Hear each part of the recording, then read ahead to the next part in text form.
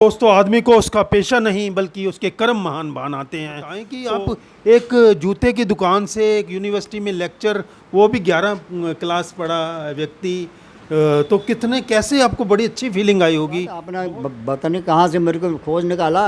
एक मैं इंडिया के एक कोने में बैठा हूँ, इसे अगर लूँ तो पता नहीं है जो आपकी मैं जो आपका ऐसा लगता है कि आपका बहुत आंखें बहुत बड़ी हैं या फिर आपके विचार बड़े हैं जो आपने छोटे से आदमी को छोटी सी जगह से ढूंढ लिया। आपका जो लोग आज आरक्षण की बात करते हैं वो शायद नहीं जानते ये आरक्षण हमारी देन नहीं है, ये ब्राह्मणवाद की ही देन है। जो आज का एकलव्य है वो आपको अंगूठा देगा नहीं, दिखाएगा। शायद कि आपके ससुर जी ने भी आपको कहा कि आप साहित्य आपके लिए नहीं है, आप जूते ही गांठो। तो एक दुनिया की पूरी अनोखी एकमात्र ये पुस्तक है जो किसी मोची ने लिखी है।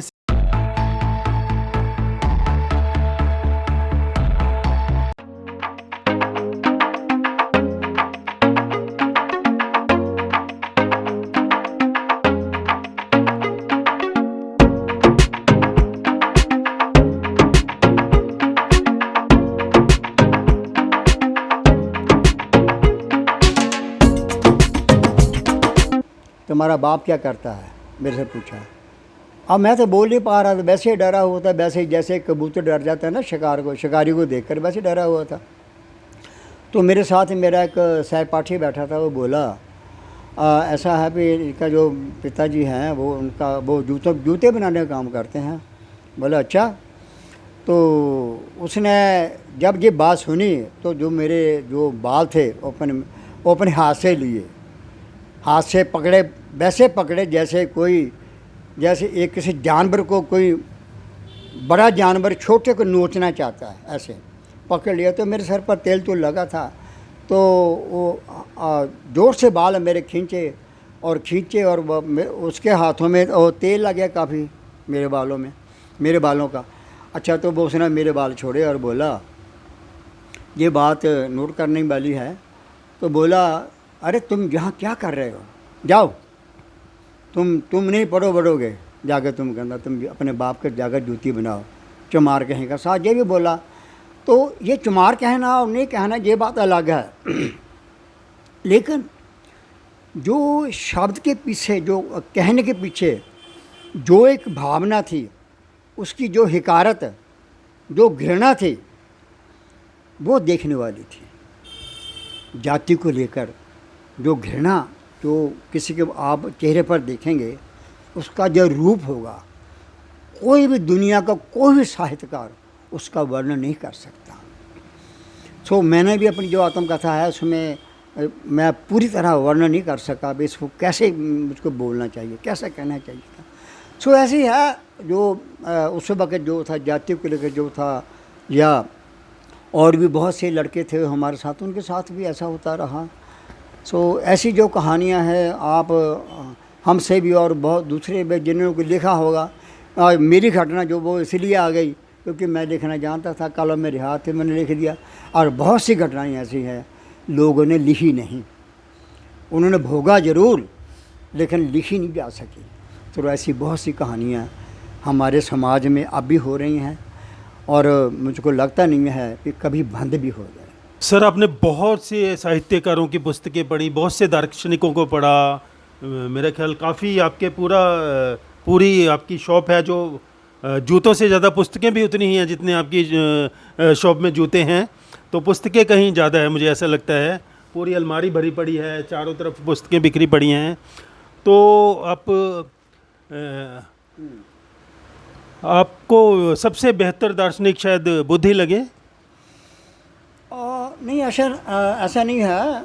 ये जब मैं भारत की जो परिवेश की बात करूँगा ना, अब इंडिया की बात करूँगा, तो मेरे को सबसे जो समानतापूर्वक जो बहुत अच्छे जो व्यक्ति लगते हैं, हम उनको महामानव भी कहते हैं, बहुत से लोग प्रेम से उनको भगवान भी कहते हैं और तथागत भी उनको बोला जाता है।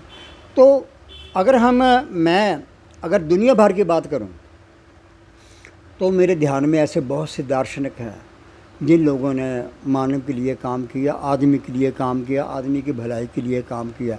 लेकिन यदि हम भारत की बात करूं, अपने इंडिया की बात करूं, तो इस वक्त बुद्ध से पहले जो भौतिकवादी हमारे दार्शनिक रहे हैं, जैसे चार्वाक हैं, और उसके साथ ही और भी बहुत सी धाराएं हैं जो दर्शन में, जो लिखने में आती हैं, जैसे सांख्य दर्शन है। तो ये जो दर्शन है ये भौतिकवादी कहलाते हैं। लेकिन भौतिकवादी होना और साथ में मानववादी होना, ये दो चीज़ें हो जाती हैं। चार्वाक जो थे, चार्वाकों ने, जिनका हम उनका दर्शन पढ़ते हैं, तो इन लोगों ने उस वक्त जो ब्राह्मणों का, ब्राह्मण पुरोहितों का जो कर्मकांड था, उस पर बहुत आघात किए हैं। क्योंकि बहुत कम लोग, हमारे देश के बहुत कम लोग जानते हैं कि हमारे जो पुरोहित वर्ग, जो ब्राह्मण, और पुरोहित सिर्फ ब्राह्मण होता था और दूसरा नहीं होता था, किसी भी जाति का, कोई राजपूत नहीं था, कोई वैश्य नहीं था, कोई बनिया नहीं था। तो पुरोहित सिर्फ ब्राह्मण, ये उनके लिए एक आरक्षण था। जो लोग आज आरक्षण की बात करते हैं वो शायद नहीं जानते, ये आरक्षण हमारी देन नहीं है, ये ब्राह्मणवाद की ही देन है। इन ब्राह्मणों ने ही जो पुरोहितों के लिए जो बिजनेस, जो काम तय कर रखा था, वो पुरोहित का था। तो अगर आप इन लोगों के दर्शन को देखें, पुस्तकों को देखें, ग्रंथों को देखें, या आप इनके जो उपनिषद हैं, जो वेद हैं, उनको देखें, तो आपको पता चलेगा इन लोगों ने कर्मकांड के नाम पर आदमी को, आदमी से इन्होंने बुरा तो किया ही है, जानवरों से भी बदतर व्यवहार किया। घोड़े से लेकर, गाय से लेकर घोड़े तक, हर जानवर का इन्होंने बलि की है और उसको खाया है। मैं नहीं कहता, मेरे पास इनके ग्रंथ पड़े हैं। अगर आप देखना चाहें तो उनको हवाला दे सकता हूँ। तो ये आरक्षण वहाँ शुरू हुआ। तो ये दर्शन जो उन लोगों का जो कर्मकांड था, उसका जो विरोध किया वो चार्वाक करते हैं। चार्वाकों ने आज से कम भी 4000 साल की मैं बात करना चाहता हूँ, उससे पहले की बात है, जब उन्होंने ये बोला था इन ब्राह्मणों को, अगर आप श्राद्ध करते हैं तो आपका जो पुरखे हैं उनको मिलता है। तो बोलता है, तो वो तर्क देते हैं, जो चार्वाक हैं वो तर्क देते हैं, इस दर्शन को जो है लोकायत भी हम बोलते हैं। वो तर्क देते हैं कि अगर भाई ऐसा होता है तो तुम आप अपने बाप का गला घोट कर क्यों नहीं उनको वहाँ भेज देते, तुम खुद क्यों नहीं चले जाते अगर वहाँ ऐसा ही होता है। अगर आपको ऐसा लगता है श्राद्ध करने से आपका खाया आपके पूर्वजों को मिलता है, तो आपके जो ऊपर वाले जो मकान में रहने वाले हैं, तो आप अगर खाना खाओगे तो क्या आपका खाया खाना ऊपर वाले को मिल जाएगा क्या? तो ऐसे तर्क थे उस वक्त भी। तो आप अंदाज़ा लगा सकते हैं उस कर्म कांड का जो विरोध जिन लोगों ने किया, और आपको सुनकर यह आश्चर्य होगा, ऐसे लोगों को पुरोहितों ने, ब्राह्मणों ने जलाया। ये मैं नहीं बोलता, इसकी इनकी किताबों ने खुद लिखा। सो ऐसा ये जो है, ये जो इसलिए मैं ये मानकर चलता हूँ, मेरे पास बुद्ध के मुकाबले ऐसा कोई भी दर्शन नहीं है भारत का जो ये कहता हो कि सभी आदमी समान है। जाति का मतलब दूरियां बढ़ाना नहीं है, जाति का मतलब कोई जन्म से ही श्रेष्ठ होना नहीं है। अगर आप ब्राह्मण के घर पैदा हुए हैं, आप चाहे मूर्ख भी क्यों ना हो, आप चाहे जितनी बदसूरत क्यों ना हो, लेकिन आपका प्रतिष्ठा, आपका मान उन और लोगों से बहुत बेहतर होगा। सो इसलिए मैं ये मानकर चलता हूँ कि भारत में बुद्ध के समान और बुद्ध जैसे जो लोग बाद में हुए हैं, उनके साथ जो लोग जुड़े रहे हैं, उनसे बेहतर दर्शन की दुनिया में भारत में कोई भी अच्छी विचारधारा या अच्छा जिन लोगों ने ऐसे वैदिक कल्चर का मुकाबला किया अपनी जान पर खेल कर, और आपको हैरानी होगी ये जानकर हैरानी होगी कि बुद्ध पर लिखने वाले ज़्यादा ब्राह्मण ही थे। ये भी एक सच्चाई है। चाहे आप नागार्जुन की बात कर लें, चाहे आप आजकल के जो हमारे जो डीपी चट्टोपाध्याय की बात कर लें, वो ब्राह्मण हैं। चाहे आप डीडी कोसंबी की बात कर लें, वो ब्राह्मण हैं। सो जिन लोगों ने इस विचारधारा को त्याग कर, वैदिक परंपरा को त्याग कर, जो उस परंपरा में, बुद्ध की परंपरा में आए, उन लोगों ने हमको बताया कि ये जो परंपरा छोड़कर आए, हमने इसलिए छोड़ी कि ये इनह्यूमन थी, ये अमानववादी प्रथा थी। सो ऐसा है, ये इसलिए मेरा जो मानना है कि बुद्ध से बेहतर हमारे देश में कोई भी दर्शन जो है नहीं है। द्वारका भारती जी, आपने जो एक एकलव्य पर एक बहुत सुंदर जो पोइट्री लिखी थी, वो काफ़ी चर्चित रही, उसके बारे में कुछ बताएं। काफ़ी लोगों ने उसके बारे में बताया, तो उसके बारे में वो क्या थी? एकलव्य शायद एक शिष्य था जो जिसका जिक्र महाभारत में है, कहाँ किस में है? जी, उसके बारे में बताएं। हाँ, ये जो आपने पूछा है ना कि जो कविता के बारे में, ये कविता भी जो इंडियन कल्चर है, पौराणिक जो साहित्य है ना, पुराना यानी कि साहित्य है, ये उसमें जो कथाएं आती हैं ना, उसमें असमानता कैसे रही है, तो उसके विषय में है। यानी कि आप लोगों को कैसे उनको ठगते हो, आप लोगों को कैसे उनका दोहन करते हो, उनके विचारों का दोहन करते हो, उनको प्यार से, उनको बहलाकर, अपनी चालाकी से ये बात करते हो, उसके बारे में थी। उसका जैसे आप लोगों ने वो कथा सुनी होगी महाभारत में, एकलव्य नाम का एक भीलों का लड़का था। तो जो वो, यानी भील आप कहना चाहेंगे छोटी जात का लड़का था, ऐसा? हाँ, वो जो समाज छोटी मानता है जिन जातियों को। हाँ, छोटा तो कुछ नहीं है, पर समाज जिसे छोटी मानता है, हिंदुस्तानी समाज। वही जो भील का मतलब, भील ये जो आदिवासी जो आज के हैं, जो उसी जाति में था। तो वो उस महाभारत में कथा आती है पे, एक जो कौरवों और पांडवों के गुरु थे ना, जो उनको धनुष विद्या सिखाया करते थे ना, तो वो उनका नाम था द्रोणाचार्य। तो दूसरी तरफ एक लड़का था एकलव्य, वो भीलों का लड़का था, गरीब का लड़का था, छोटी जाति का लड़का था, जंगलों में रहते थे। तो वो धनुष विद्या का अभ्यास किया करता था बिना किसी गुरु के। तो एक बार उसको द्रोणाचार्य को मालूम पड़ गया कि ये जो लड़का है, ये भीलों का लड़का है, लेकिन जिनको मैं सिखा रहा हूँ, कौरव और पांडव, ये उनसे बेहतर है, ये उनसे बेहतर कैसे सीख गया। तो उन्होंने उसको बुलाया, क्या भाई तुमने कहाँ से सीखा, आपका गुरु कौन है? तो भीलों का लड़का जो अपने उनको सामने वो बोला, भाई आप ही मेरे गुरु हैं। उसने बड़े भोलेपन से बताया, हाँ, आप ही मेरे गुरु हैं। अरे भाई, आप मैं देखा तो नहीं है आपको, तुम कहाँ रहे, आपका तो मैंने आपको सिखाया नहीं है। बोलता, मैंने आपको इष्ट मानकर, आपको मन में धारणा करके मैंने ये धनुष विद्या सीखी है। बोला, अच्छा। अब यहाँ पर टर्निंग पॉइंट ये है, वो द्रोणाचार्य, ये उन दोनों की बात है, जब सिर्फ राजाओं के लड़के ही धनुष विद्या में सीख सकते थे, हथियार चलाना, धनुष चलाना, जो गदा चलाना, जो कुछ था, वो जो राजाओं के लड़के थे उन्हीं के लिए वैलिड था।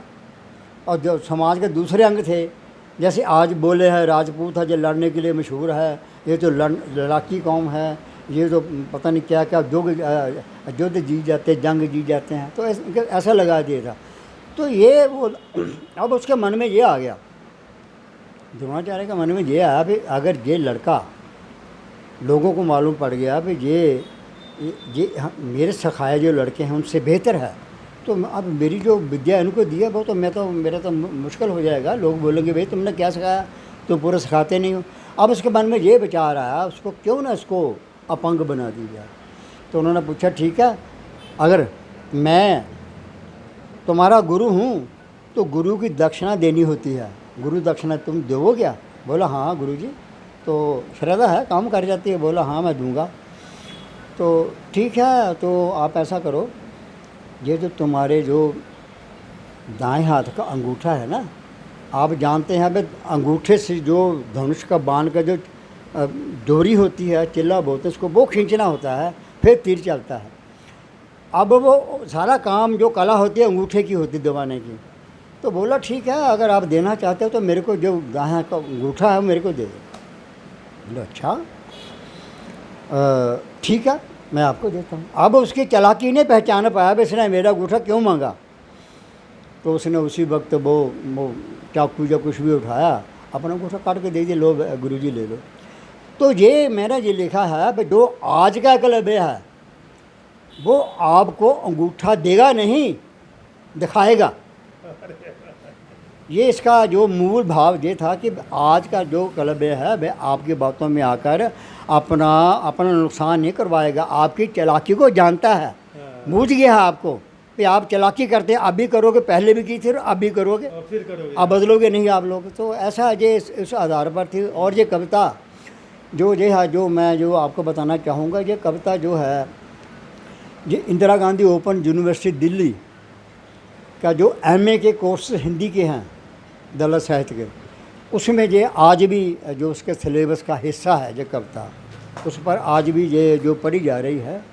तो इसमें ख़ास बात यही है, और बहुत से लोगों ने मेरे से पूछा भी है, मेरे बहुत से दोस्त बने ऐसी कविता के आधार पर, और क्योंकि ये एक विचार था लोगों से टकराने का, अच्छा था। ये तो बहुत सुंदर लगा। अच्छा, इसके अलावा आपको आपने बहुत सारी बुक्स ट्रांसलेट की हैं, तो कौन कौन सी बुक में ट्रांसलेट की हैं, और सबसे ज़्यादा जो मेरा ख्याल मशहूर है ओम प्रकाश वाल्मीकि की जूठन, जो कि जाति के नाम पर शोषण पर लिखी गई थी, उसको भी आपने ट्रांसलेशन किया है, तो और इसके बारे में बताएं। हाँ हाँ, बिल्कुल बिल्कुल, वो आपने ठीक कहा। वो जैसे पुस्तक है ये काफ़ी आज भी जो पंजाबी की पुस्तकों में बेस्ट सेलर है। ये हिंदी में मैंने 1990-91 के करीब की थी।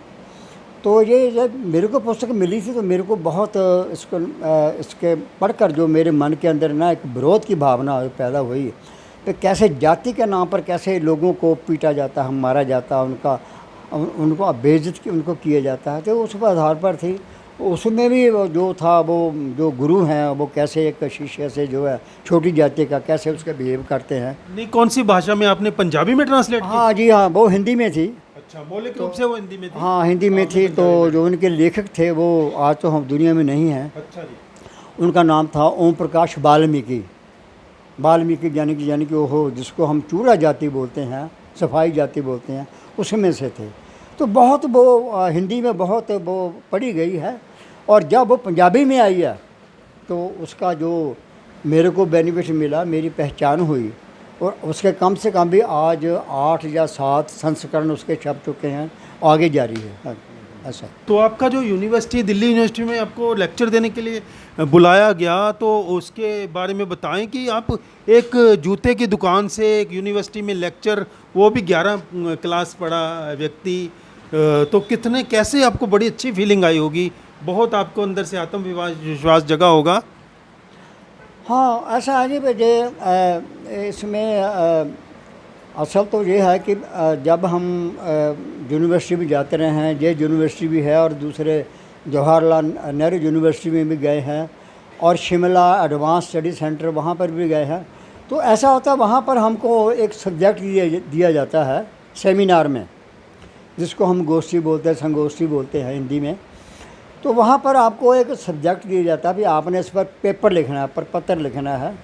तो उसको हम तैयार करके ले जाते हैं, तो उसकी वहाँ पर रीडिंग होती है, और बहुत विद्वान आए होते हैं। तो वो जब हम पेपर वो प्रस्तुत करते हैं और वो लोगों को सुनाते हैं, तो उस पर फिर सेमिनार में उस पर विचार होता है, उस पर विचार चर्चा होती है, उस पर फिर प्रश्न किए जाते हैं, ऐसा क्यों है।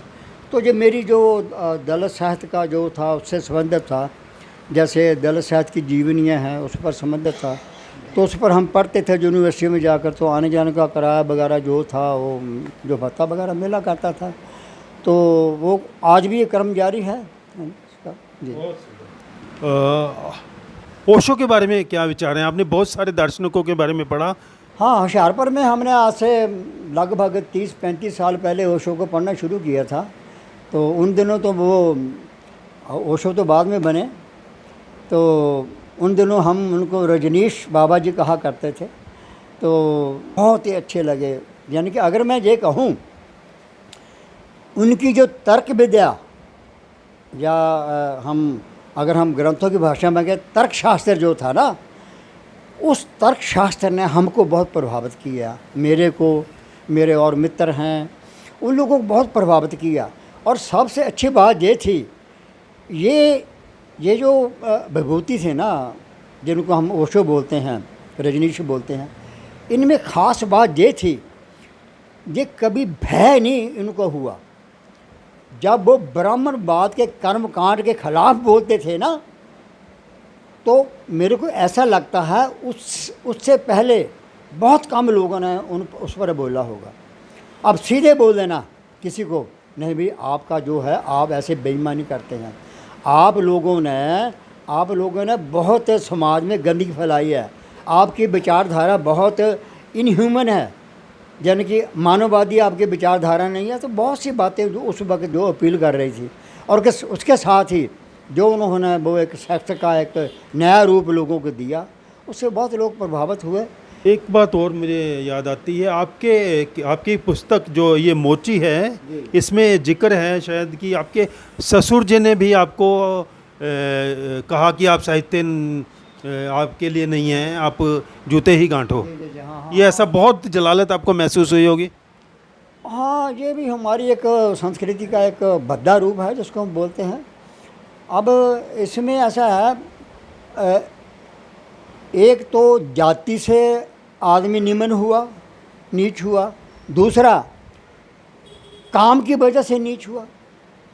अब नीच जाति वाले अगर वो काम छोड़ देते हैं तो उनके मन में ऐसा भाव आ जाता कि हम कम से कम एक पायदान ऊपर इनसे ऊंचे हो।